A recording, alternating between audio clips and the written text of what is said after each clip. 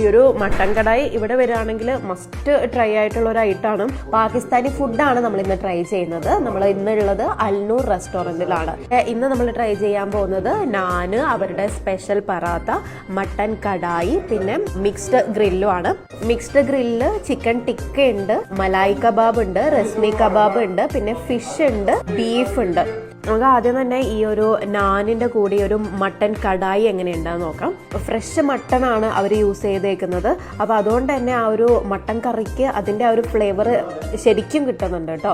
ഇതിവിടെ വരികയാണെങ്കിൽ must try ആണ്. പിന്നെ അവരുടെ സ്പെഷ്യൽ പറാത്തയും, ആ ഒരു പറാത്തക്ക് കറീൻ്റെ ആവശ്യമുണ്ടെന്ന് എനിക്ക് തോന്നുന്നില്ല കേട്ടോ. അത്രയ്ക്കും നല്ല ടേസ്റ്റ് ഉണ്ട്, നല്ല ക്രിസ്പിയാണ്, നല്ല ഒരു ഫ്ലേവർഫുള്ളാണ് ആ ഒരു പറാത്ത.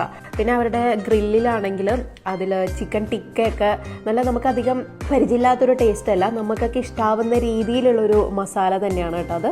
ആക്ച്വലി ഞങ്ങളിവിടെ വന്നപ്പോൾ ഒരുപാട് സംശയത്തോടു കൂടിയാണ് വന്നിരുന്നത്. കാരണം നല്ല വിശപ്പുണ്ടായിരുന്നു. അപ്പോൾ ഈ രുചികളൊക്കെ നമുക്ക് ഇഷ്ടമാവുമോ, കഴിക്കാൻ പറ്റുമെന്നൊക്കെ നല്ല സംശയം ഉണ്ടായിരുന്നു. പക്ഷേ പ്രത്യേകിച്ച് ഈ മട്ടൻ കടായി വളരെ ഇമ്പ്രസീവ് ആയിരുന്നു. ആ രുചി വളരെ പുതുമയുള്ള രുചിയായിരുന്നു. എങ്കിലും ആ ചെറിയ പുളിയോട് കൂടിയുള്ള ആ ഒരു കുരുമുളകിൻ്റെ ഒക്കെ രുചി വളരെ ഡെലിഷ്യസ് ആയിരുന്നു. അത് ചിലപ്പോൾ ഓയിലിയാണ്, പക്ഷേ ആ പറാത്തയുടെ കോമ്പിനേഷൻ അത് ഇറസിസ്റ്റബിൾ ആണ്. നമ്മളിങ്ങനെ കഴിച്ചുകൊണ്ടേയിരിക്കും വീണ്ടും വീണ്ടും.